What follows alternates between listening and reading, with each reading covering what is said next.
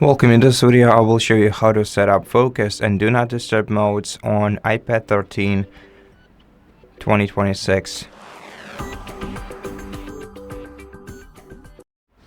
So to quickly switch between your focus modes, open the control center, tap on focus and select the current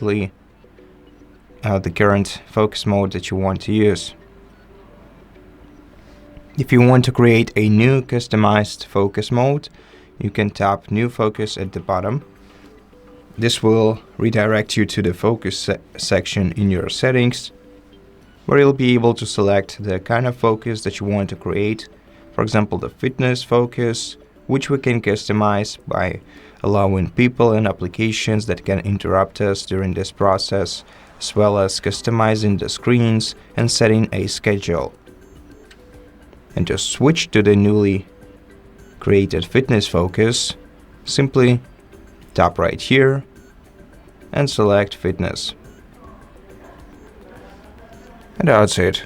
Thank you for watching this video. If it helped you, please consider subscribing to our channel, leave us a like and a comment below, and I'll see you in the next one.